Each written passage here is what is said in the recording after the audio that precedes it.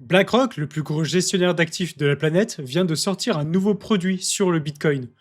Et son argument de vente, il a de quoi faire lever un sourcil. Une cible de 15 à 25% de rendement par an sur du Bitcoin, tout en gardant environ 70% de la hausse. Prenez 2 secondes pour mesurer ce que ça veut dire. Du rendement à 2 chiffres versé chaque mois en cash sur l'actif le plus volatile de la planète. Sur le papier, c'est presque trop beau, hein. C'est presque un Bitcoin qui vous paie un salaire tous les mois pendant que vous dormez. Alors forcément, quand une promesse est aussi belle, il faut aller jeter un œil sous le capot. Et je vous préviens tout de suite, il n'y a aucune magie là-dedans. Juste beaucoup d'ingénierie financière et quelques pièges. Et c'est des pièges que la plupart des gens qui achètent ce genre de produit ne voient jamais venir. Dans cette vidéo, on va décortiquer tout ça ensemble. Ce qu'est vraiment le produit, comment il fabrique ce rendement, ce qu'il vous fait gagner, ce qu'il vous fait perdre aussi, et surtout à qui il est vraiment destiné. Avant de continuer, un petit point sur Ledger, le partenaire de cette vidéo.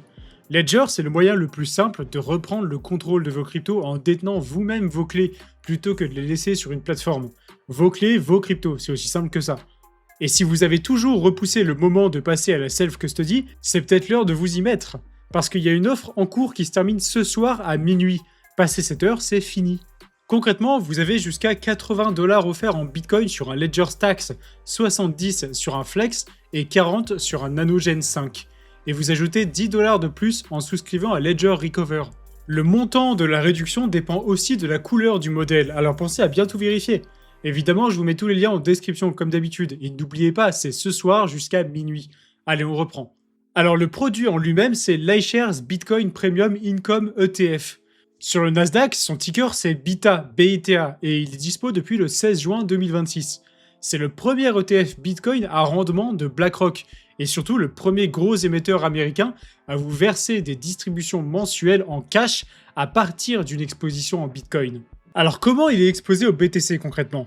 Eh ben il détient du BTC en direct, et il détient aussi des parts d'IBIT, l'ETF Bitcoin Spot de la maison mère.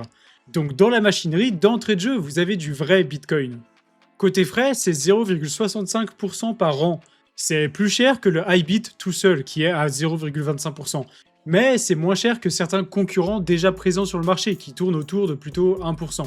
Et pour la garde des bitcoins, c'est Coinbase qui s'en charge. Voilà pour la carte d'identité. Maintenant, la vraie question, c'est ce rendement à 2 chiffres, il sort d'où ? Eh ben, il sort d'une seule technique qu'on appelle les covered calls. Et pour la comprendre, il faut d'abord savoir ce que c'est qu'une option. Une option, je vous en ai déjà parlé quelques fois, c'est un contrat qui donne à son acheteur le droit, mais pas l'obligation, d'acheter un actif à un prix fixé à l'avance.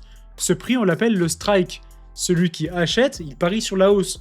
Et en face, celui qui vend, il encaisse tout de suite un paiement, la prime. Le covered call, c'est exactement ça, mais côté vendeur. BITA possède déjà du Bitcoin, et il vend des calls sur ce Bitcoin qu'il détient. On dit que c'est couvert parce que si le prix monte et que l'acheteur exerce son droit, BITA a les bitcoins sous la main pour les livrer. Il est jamais à découvert et en échange, il empoche la prime. L'image la plus simple, c'est celle d'un loyer. C'est comme si vous louiez votre bitcoin. Chaque mois, vous touchez un loyer, la prime, mais si le locataire décide d'acheter la maison au prix convenu parce que sa valeur a explosé, eh ben vous êtes obligé de lui vendre et vous ratez la plus-value. Et alors pourquoi est-ce que ces primes elles sont si généreuses sur le bitcoin ? Bah parce que le prix d'une option dépend de la volatilité. Plus l'actif bouge fort, plus l'assurance sur ces mouvements coûte cher. Or, le Bitcoin, c'est l'un des actifs les plus volatiles qui existent. Donc ces primes sont énormes. En vendant ces options, quelque part, vous vendez de la volatilité. Vous êtes payé, et grassement, pour assurer les autres contre les grands mouvements. Résumons ce qu'on y gagne et ce qu'on y perd. Ce que vous gagnez, c'est simple, c'est un revenu régulier tous les mois. Et aussi un petit amortissement quand le marché corrige, parce que la prime, elle réduit un peu la volatilité, forcément. Ce que vous perdez, c'est un peu plus sournois. Les performances du Bitcoin, elles sont chaotiques. On ne sait pas de quoi le mois prochain sera fait. Si ça se trouve, Bitcoin peut faire plus 5%, comme il peut faire moins 30%. Et ça, tous les mois de l'année. Sa volatilité arrive sur des temps très courts, et sur un cycle entier, la plupart des gains se font sur une fenêtre vraiment minuscule. Et avec ce produit, vous êtes sûr de les rater, ces fenêtres. Votre espérance de hausse par rapport au Bitcoin classique, on va dire, elle est bien moindre, parce que pendant les jours les plus lucratifs, vous aurez la volatilité qui va s'écraser sur votre covered call. Autrement dit, en vendant des calls, vous renoncez pile aux moments qui font toute la performance d'un cycle sur Bitcoin. Vous encaissez vos petits loyers réguliers, bien tranquilles, mais le jour où le BTC prend 20% en 48 heures, vous regardez le train passer. Pour la faire un peu plus courte, ce bêta, c'est une façon de s'exposer au BTC, mais de manière un peu plus douce, un peu plus tranquille. Alors je vous l'ai dit, le bêta il vise à garder environ 70% de la hausse à peu près. Donc vous ratez pas toute la montée, loin de là. Mais les 30% que vous les abandonnez précisément sur les mouvements les plus brutaux. Ceux qui écrivent l'histoire d'un bull market finalement. Mais c'est aussi les plus durs à choper parfois, donc ça pourrait être un mal pour un bien. Et il y a un deuxième piège encore plus vicieux dans la façon dont ces produits affichent leur rendement.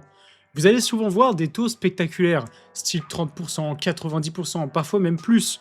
Sauf que ce taux affiché, ce qu'on appelle le distribution rate, ne veut pas dire ce que vous croyez. Il se calcule juste en prenant la dernière distribution et en l'annualisant par rapport à la valeur du fonds. En gros, on prend le dernier chèque du mois et on fait comme s'il allait se répéter 12 mois dans l'année, et on compare ça au prix d'une part. C'est tout, et le truc c'est que rien ne garantit qu'il se répétera. Il ne vous dit rien, absolument rien sur votre vraie performance. La seule chose qui compte pour savoir si vous êtes enrichi, c'est le total return, donc la variation du prix plus les distributions. Et là, il y a un autre problème qui se dessine, c'est le return of capital. Quand un fonds distribue plus qu'il ne gagne réellement, il comble la différence en vous rendant votre propre argent. Sauf qu'on vous le présente comme du revenu. L'effet mécanique, c'est que la valeur du fonds s'érode doucement mois après mois. Imaginez un peu comme un distributeur de billets qui vous rend votre propre billet en vous faisant croire que ce sont des intérêts. Le compteur, il affiche 90% de rendement, et pendant ce temps, votre capital, il fond.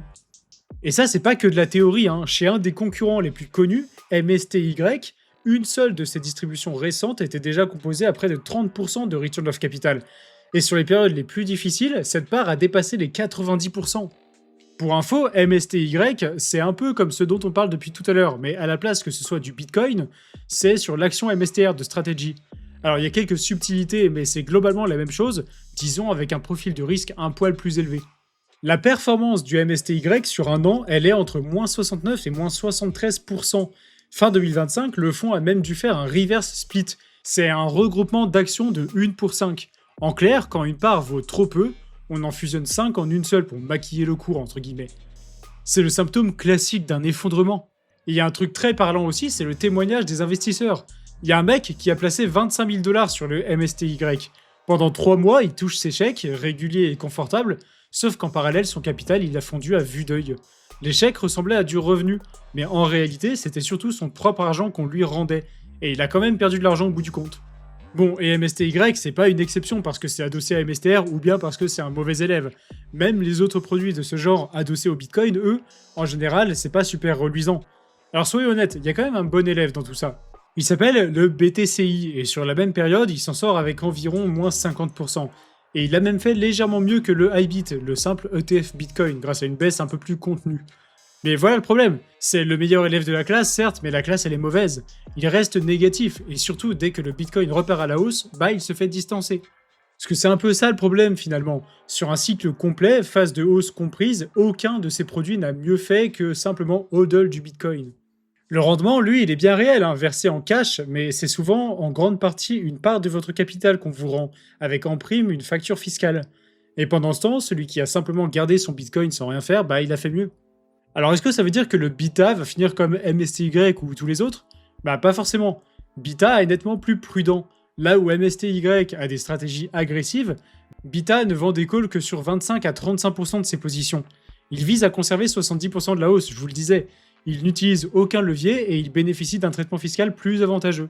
Et aussi, il s'appuie sur le marché d'options du IBIT. C'est l'un des plus profonds qui existe, donc ce qui lui donne de meilleures primes, forcément.